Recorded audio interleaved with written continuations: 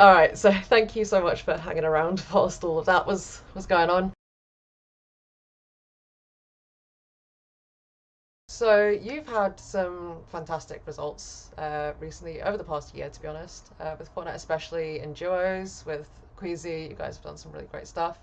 So how does that kind of put you kind of coming into Red Bull contested? Do you feel quite confident? Or is it quite different from playing those duo events? Um, I always try and be humble because you don't know how like every event's gonna go. Every time I go into like an event, I'm normally like predicted first. I like same kind of thing with this one. Um, Especially with the new season coming out like on the day. Mm-hmm. Honestly, this could either be like a really good event for me or a really bad event for me. It could go either way, but I'm confident and I think it'll go well. It's funny that you mentioned the new season because that was going to be my follow up. I was speaking to Nebs about it. I know that it's definitely on a lot of players' minds. How do you think having the new season is going to affect different players? Do you think it's going to be kind of a bit of a leveling factor, or do you think it's going to give an advantage to certain players? It'll be both. I mean, it will level the playing field like a decent amount. So like if a broken item comes out and some players are getting it, like for example, I might not get it, it could change my event drastically and I won't have enough time to prep either because like I said, it's on the day.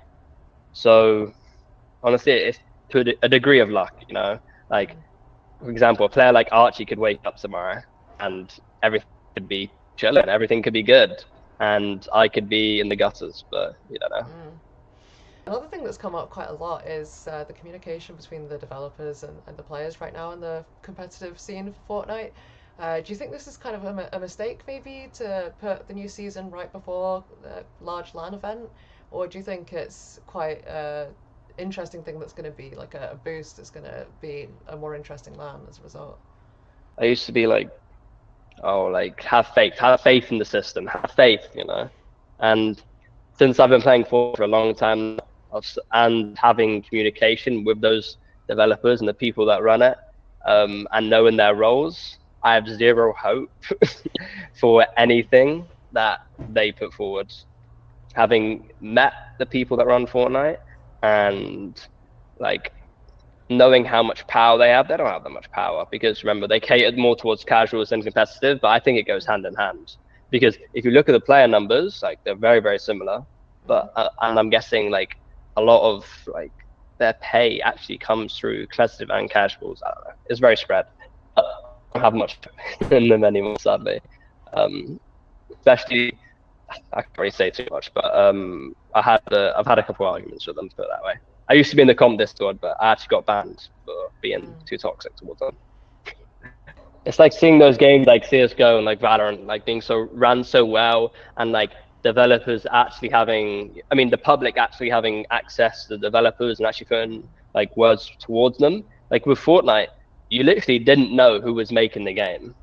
So, oh, it's Epic Games, you know, but you actually could know the developers by name. You could actually reach out to them and say, okay, this is a bug. Whereas Mm. with Fortnite, the only way you find out if a bug's being fixed, if you wake up on the day, oh, suddenly it's just fixed, or like, I mean, there's a numerous things in Fortnite where like I can name probably a bug today that hasn't been fixed since day one because simply there's no bug reporting system, or they simply just don't care because remember they want to cater because I think the way they make most of their money is like for example with the ODMs this season, that's from Attack on Titan. So Mm. that's a deal. They literally have a specific guy who goes out, reaches these companies and say, "Oh, we have this new deal playing. Let's put an item in the game." Spans like everything that's going on. Even it's frustrating.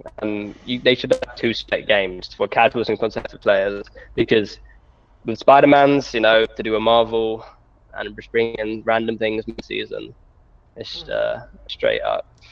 So moving on from there, tell me a little bit more about Red Bull Contested and how your experience has been so far with the format. The format's an interesting one, definitely. 4 points per kill, and then I can't remember if it's the last two games or like the other half of games, it turns to 8 points per kill. Um, I mean, it benefits me the best because I'm really good at eliminating people. Mm. to be honest, like I'm happy with how it is because I'm curious how stacked it's gonna be. It will change the way people play, but I think it's right.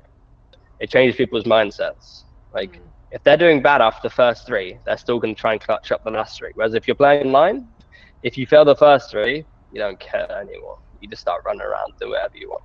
But it's different when you have to fly out and do these type of things. So I think it's going to get to the end, and I don't think it's going to change how people are playing. So do you or do you not think it's going to make for like a more aggressive lobby, like more aggressive lobbies towards the end, people trying to get those extra points?